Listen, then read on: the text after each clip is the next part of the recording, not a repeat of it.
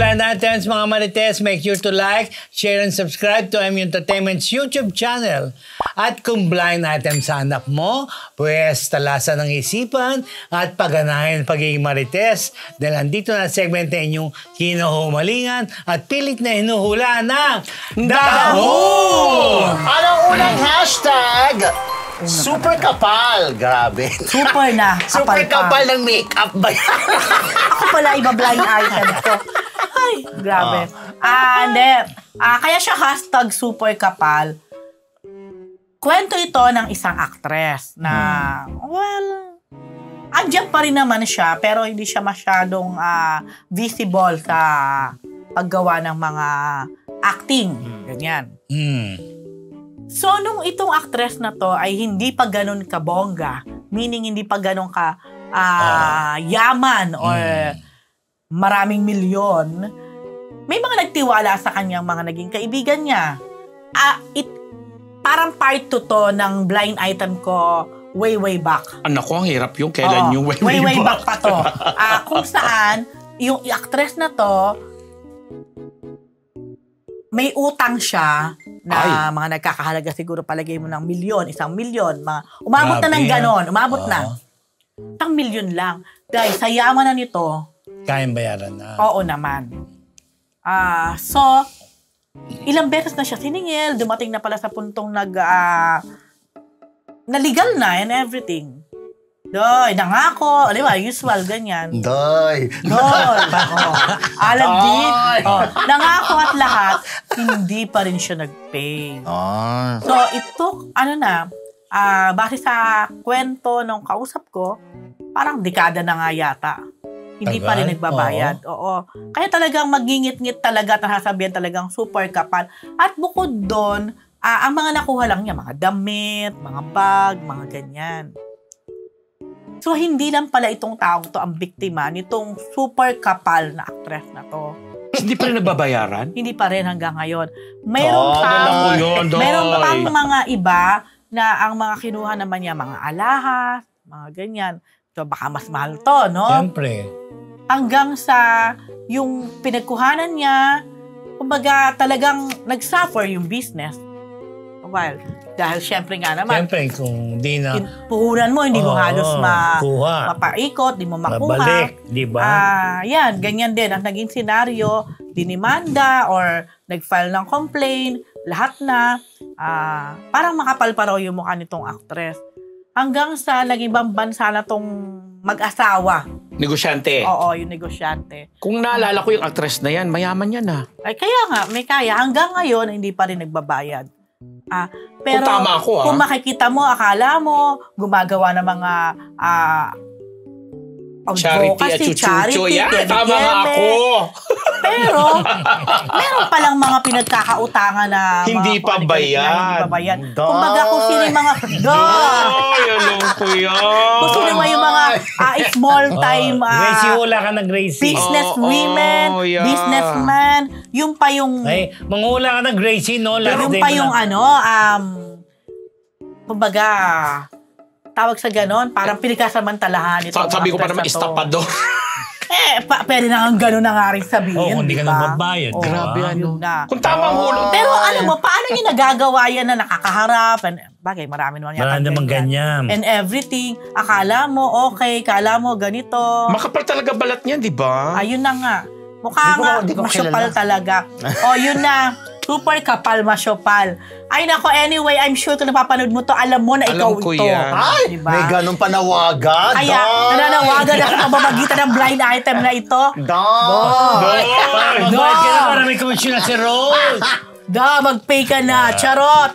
Binigyan na siya ng power of attorney para singilin ka. Wow, taray. Naulaan ba, Hindi. May bati na, doy. Yun na. So, of course, thank you, Tita Bebot ng Colorete Clothing. South Torillo Corner Timog. Thank you, Tita Bebot. Thank you talaga. And then, hello to my cousin Irene. See you, kanta magkikita? Sa weekend na ba? And then, hello, Ninong Boyet, Ate Maribela, sa kanilang BFF o kaibigan na si Doc Doktora Maripaz Natrereno. Thank you po sa concern at sa palaging panonood ng Marites University. Yan. Who else? Ayan, Marching, Ate Janet, see you. Ayan. Who else? Siyempre, nakakalimutan ko na naman ng iba. At kay Soki Estebes pala, baka makalimutan ko. Oh, papashoutout yung sister. Meron siyang pinapaano. Ayan, pag-greet po ang aking apo kay Kaylem. May apo ka na? Kaylem Chase, belated happy 15th birthday. Baka apo sa pamangkin. At thank you sa Drip and Bake Cafe na nag-prepare ng mga orders ko. Ayan, thank you, Soki Estebes. Thank you. Hoy! Bye! Anong nasunod na? Hello, mga Marites! Bago po tayo bumalik sa Marites University, kung gusto nyo po laging makatanggap ng latest chismis, Pati na rin ng mga nakakaintrigang blind items at insider scoop tungkol sa lahat ng showbiz-related happenings. Huwag niyo pong kakalimutan mag-subscribe sa MU Entertainment YouTube channel. Marami man ang ating mga Marites subscribers, mas marami pa po ang hindi nakasubscribe. Kaya naman, Subscribe na, mga Marites! hashtag doy! Lugi pa! Kayo niyan. Akin yan. Akin yan.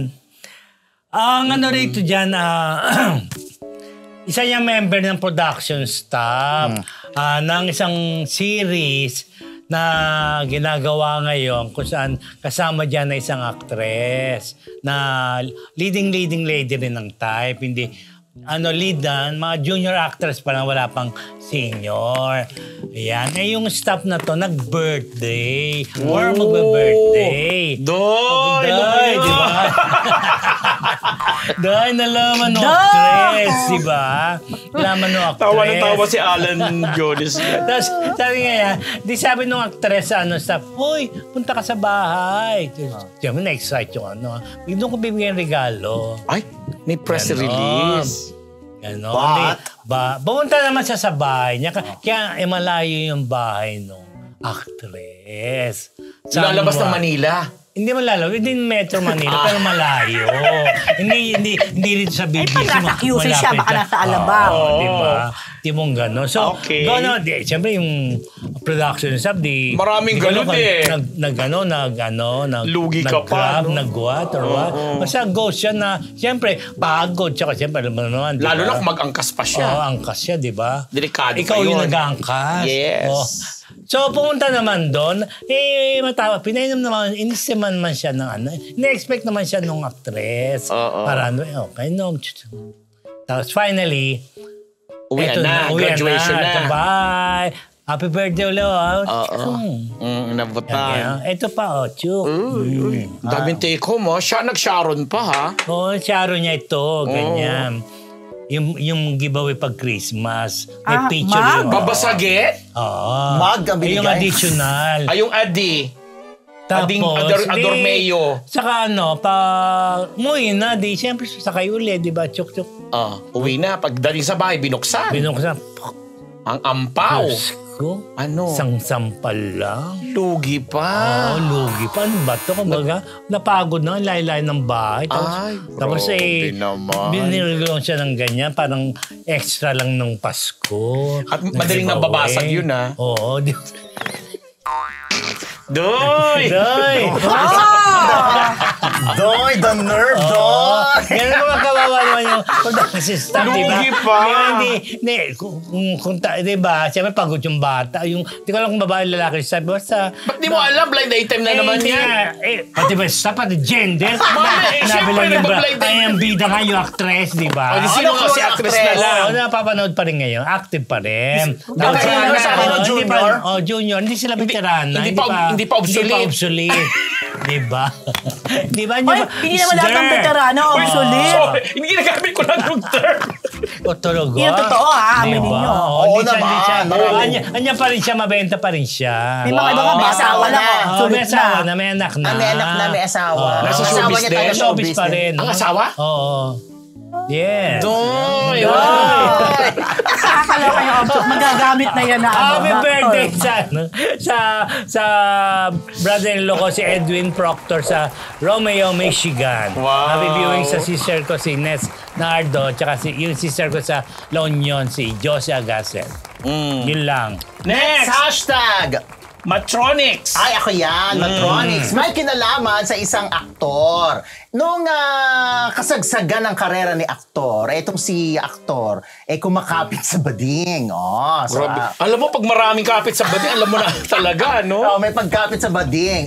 So, parang ano naman yun, given up, gihang, ganyan. Kaya kahit di masyadong magaling umarte, ay laging maraming proyekto. Ngayon, medyo nag-iba na ang ihip ng hangin at medyo nawala sa showbiz. Pero, iba na ang kinapitan ni aktor. Ano na? Sino na? Mga matronics. Ibig sabihin, mga matrona. Ang unang nahumaling dito daw kay aktor ay isang mayamang negosyante na matronics na talaga namang give love on Christmas Day ang drama sa kanya. Kaso hindi rin sila nagkasundo at nakapangasawa na ng ibang boylet itong si Matronics. Asawa talaga, ha? Asawa, I think. Hindi Cavite. Yes. Hindi. Ngayon, hindi nawalan daw itong si aktor. Dahil lumipat siya dun sa kalaban na negosyante. Na Matronics din. Na Matronics din. Pero hindi rin umokay ang kanilang relasyon. Pero nakapag-give love on Christmas Day naman itong si Matronics number 2. So nawala. At I think nakahanap na rin ng bagong boylet itong negosyanteng ito. Pero out of the picture na itong si aktor. Eto naman. Lagi daw itong si aktor ay hindi nababakante ng Matronics. Mabenta sa Matronics? Mabenta siya sa Matronics at kinalimutan niya ang mga badingersi. So Matronics na ang kanyang target. Ayon sa aking rich na source. Wow, Matronics na Matronics din. In a way. Na laging uma-attend ng mga events ng mga Matronics, lagi daw niyang inoobserbahan itong si aktor. Una-una, sa tuwing merong event o party ang mga Matronics, hindi daw nawawala doon si aktor. Tapos inoobserba niya. Fishing, di ba? Fishing. Laging daw niya napapansin na alam daw ni aktor kung sino ang kakausapin at kung sino ang lalandiin. At talaga naman daw, hindi nababakante itong si aktor. May mga pagkakataon daw na mga one time, big time lang. May mga pagkakataon daw na medyo tumatagal yung relasyon. Pero hindi daw nababakante. Basta ang kanyang target market ay Matronics. Pero nakakapagtaka din na paiba-iba, ha? Walang nagstay. Wala nagsistay ng matagal. Kasi nga baka nga hindi siya taga-Santolan.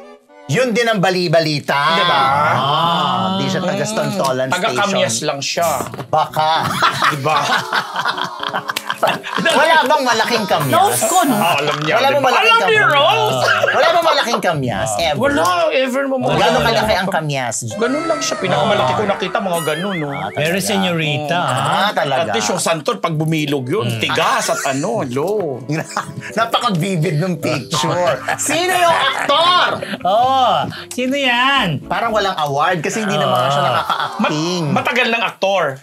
Hindi naman lolo, hindi naman Hindi ganun naman level. obsolete. Hindi naman, hindi naman ganun level. Tsaka yummy pa rin siya pag pwede pa siya hindi na siya masyadong active ngayon, pero kasi sikat kasi siya. So pag nakita yan sa isang event ng mall show or what, marami magpapapicture dyan sigurado. Gwapo nga. Gwapo yan. Hindi siya yung pumapalit pag wala nang mai-booking siya na lang. Hindi siya yun. Tsaka, ito actor talaga. Tsaka nga, nung kasagsagan ng karir niya, lahat ng mga nakapareha niya, naging successful. Kasi kumbaga yung pang team up niya. So leading man ito? Oo, leading man. Nawala lang sa showbiz. May ka-love team dati. Meron. Actually, nakailan ba siyang love team? Basta nagkaroon siya. Pero lahat yun naging successful. Wala ko natatandaan na nag-flop. Successful naman. It's just that, bigla lang siyang nawala. Yun lang. Galing dati sa isang daily entertainment show. Parang hindi. Ay, hindi siya galing sa Parang Dats. weekend. Hindi siya galing sa Dats. Ay, hindi! Hindi siya doon. Iba yung nasa isip ko. Dahil dyan, babati na ako. Naging partner ba ito ng Jezebel?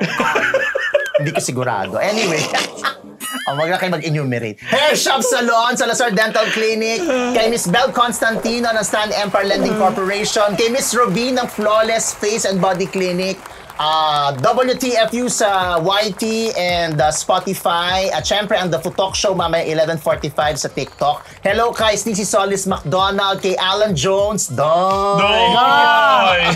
May tribute kami sa iyo, Doy! Tapos dito Maniago, Paolo Bustamante. Ayan, go! Next! Last! Must be love.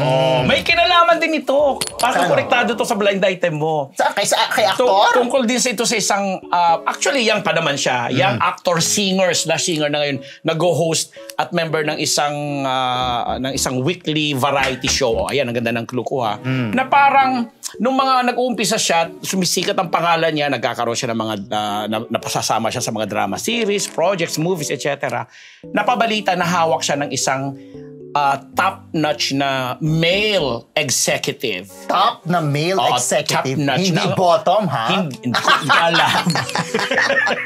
Na maraming, kasi itong TV executive na to, halos every now and then, palit-palit lang ng series, siyang namamahala, di ba? Tawag na, mga, ano matawag, hindi EP basta mataas. PUM. Para mga gano'n. Program Unit Manager. Mga gano'n ang datingan. So, pangalanan mo na kaya? Wag naman. Friend ko naman si PUM. Si PUM ba? Okay, go. So, nung umpisa, parang fling-flingan lang sila kasi tinutulungan nga na nakapasok sa isang malaking bahay itong male singer, actor / TV host na ngayon, bla bla bla bla. At napakasabay niya ang isa ring controversial na male actor na di umano nga ay binili yung kontrata kamakailan para malipat siya sa ibang network. Clue na yun. Diba? Magkasabay sila, magkaibigan. Pero yun na nga, pag may mga usapan, na syempre, alam mo na, among boys, parang, pwede ka ba naiinggit? Ganito, sige nito, lahat ng luho niya nasusunod, chuchu-chuchu, ganyan. Ang sagot nga nitong TV host, actor / singer, happy na siya dito sa karelasyon niya kay PUM. Diba? Pero kaya sabi masikat ng naman lahat, yan kaysa kay yung isa na binili yung contract. may pangalan siya kasi napapanood siya every Siguro naman, hindi Oo. pa naman sikat yung bumili ng phone. Napapanood siyang every Sunday kasi. At saka ano siya? Every For me, di pa Sunday. Oo, variety show, di ba? And then variety show din yung binili ang contract, di ba? Yeah, pero pero, mas- hindi pa. Pero sa mas bonggang network. Ang ganda ng clue ko. So, sabi ng mga kaibigan na, siguro, must be love ang Gwapo to. Gwapo at saka magaling kumanta. So, yung bumili ng contract, hindi gwapo. Hindi ko rin alam. Hindi ko pa... Actually, hindi ko ba nakikita yun? Gusto ko nga makita. At talaga, grabe ka naman. Hindi yung bumili ng contract. Hindi ko pa nakikita na personal. Meron sakitan na. Hindi ba? Oh. So anyway, yun lang, hulaan nyo na. Hindi na ako magbibigay ng clue sa dami Teka na lang, binigay wala kong ba? clue. Kumakanta rin ka mo si ano? Kumakanta ito. Host nga siya, actor at singer. Di ba? Tapos every Magandang Sunday boses. napapanood. Yeah, member siya nung kasali siya Mamili doon ka na lang sa sa dalawang show. Sunday. Di ba nasikat? Yun na. Hello kay Lani Chulenko Michelle, Marietta Green, Bel Constantino, Lilita de Dios Katsuki, kay Colonel Jundi Mayuga, Soki Esteves, thank you, Ading Adormeo, kay Tetra, ako Bicol, of course, kay Kuyang Vic Delio Lima, belated happy birthday po sa iyo. Yun na. At saka sa mga kaibigan natin dyan, sa Bicol at saka sa Tagaytay, Tita Flora Estrada, kita po tayo. Maraming thank you. Dr. Jess Solis, Dr. Pong Magtibay, Simas Philippines, Ideal Vision, and Faces and Curves. Yun lang. Saray lang. At ang dami nag-text dito kanina. Ang sarap ng hindi ito, ang sarap na ni Mr. Fu. Si Maria 44. Ano ako? Sige na. May sarap dito, masarap ang ni Mr. Fu, sabi ni Black Salmon. Nakakaloka. Talaga? Gusto ko ng salmon.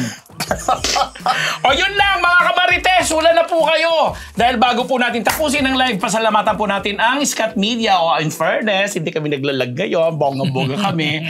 Sa kanilang studio facilities, kung nais nyo rin pong gumawa ng inyong sariling content, is message lang po ang Scott Media sa Facebook, Instagram, at TikTok. Mag-like, share, at subscribe na rin po kayo sa MU Entertainment YouTube para makatanggap ng notif sa ating mga uploads. Maraming salamat sa aming bossing, Sir Patrick Litan. Thank you very much. Ayan. Thank you.